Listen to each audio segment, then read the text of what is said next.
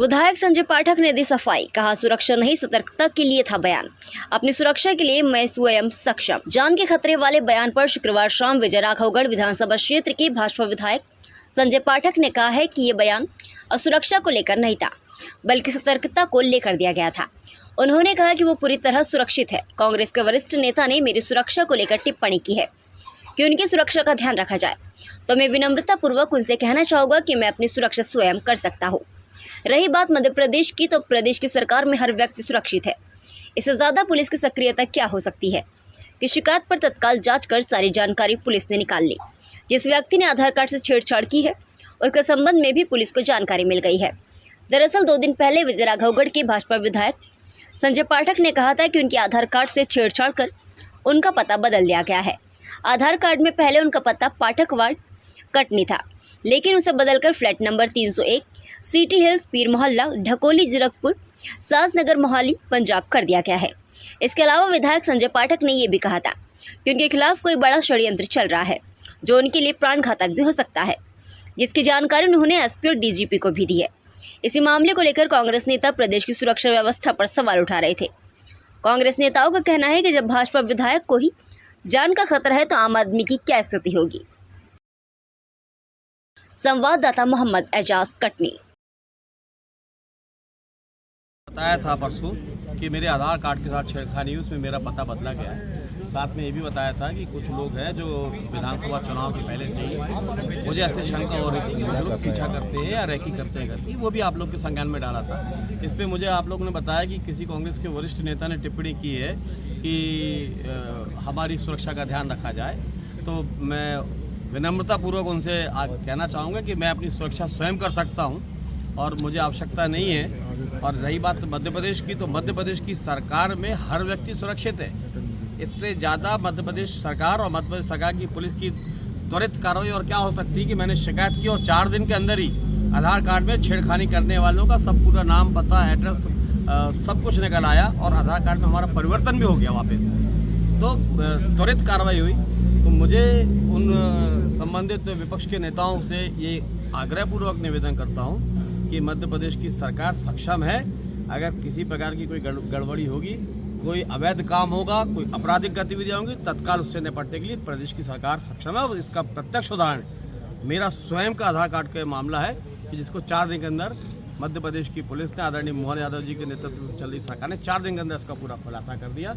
और रही बात मेरी सुरक्षा की, तो ईश्वर की कृपा से मैं स्वयं सक्षम हूँ, लेकिन मैं एक विधायक हूँ, एक जनप्रतिनिधि हूँ, इसलिए मेरा ये दायित्व बनता है कि अगर मेरे ऊपर अगर जैसे मेरे मन में भी अगर कोई विचार आए, तो मैं इस विचार को कि कोई अगर पीछा किया है चुनाव के दौरान या विधानसभा चुनाव के दौरान या लोकसभा चुनाव के मद्देनजर रखते हुए, तो अगर कोई भी ऐसी बात अगर मेरे संज्ञान में आई, तो उस बात को मैं पुलिस को भी बताऊँ और अपने वरिष्ठ अधिकारियों के साथ साथ पार्टी के लोगों को भी बताऊँ। तो अगर मैं वो बता रहा हूँ, तो ये भी एक सजगता है। अब मैं अगर कल को बोलता हूँ कि हमारे क्षेत्र में महिला थाना और खोला जाए, महिला चौकी बढ़ाई जाए, तो इसका ये मतलब तो नहीं कि महिला असुरक्षित है, बल्कि इसका मतलब ये होता है कि महिलाओं को और अधिक से अधिक सुरक्षा प्रदान की जाए।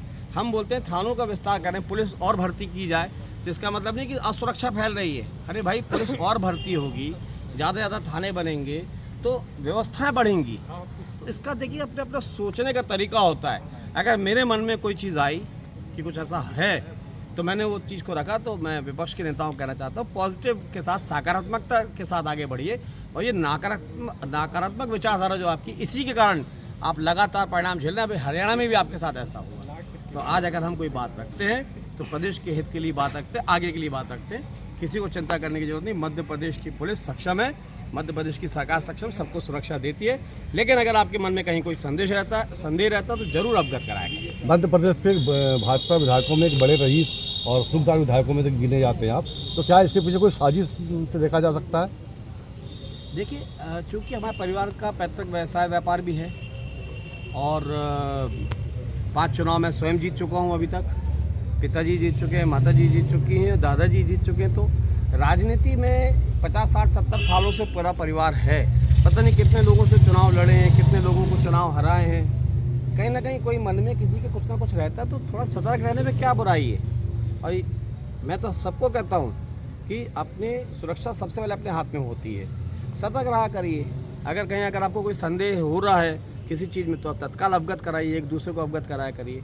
तो ऐसी बात है कि जहाँ तक सुरक्षा की बात है तो मैं इसको कह जरूर रहा हूँ, लेकिन हकीकत भी यही है कि मैं स्वयं भी सक्षम हूँ और मध्य प्रदेश की सरकार जो है वो असुरक्षा का भाव नहीं आने देती किसी के अंदर। जरा भी कोई गड़बड़ी होती है, आप देखिए मध्य प्रदेश में आज नक्सलवाद का सफाया हो चुका है, सिमी का सफाया हो चुका है। यहाँ पे किसी की हिम्मत नहीं कि कोई आतंकवादी गतिविधि कर ले।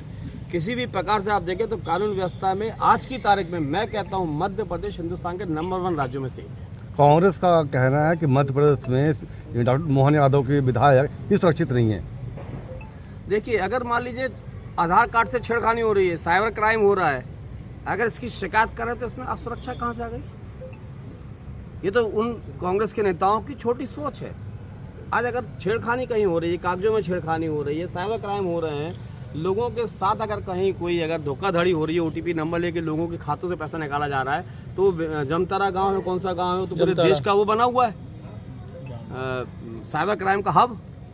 और गांव देहात के क्या पढ़े लिखे लोग तक आजकल अपना ओटीपी दे देते हैं दुनिया भर में। तो इसको इसलिए असुरक्षा नहीं माना जाना चाहिए।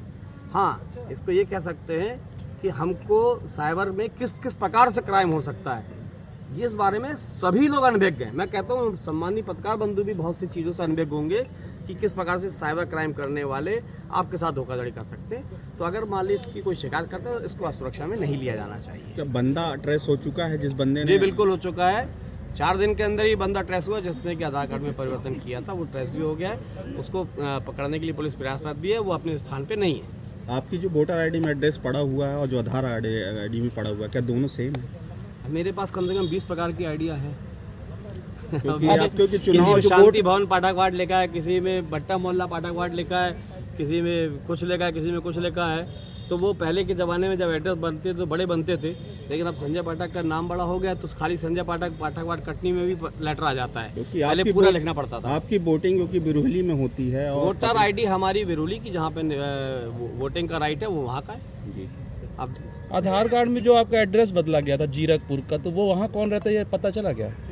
आज वही तो पता लगाने गई है पुलिस। देखिए, जीरकपुर में जो पता आया है वो भी अभी प्रारंभिक रिपोर्ट के अनुसार से वो फर्जी पता है। जिसने पता परिवर्तित कराया है, वो जो नंबर से पता परिवर्तित हुआ उसका पता भी फर्जी है।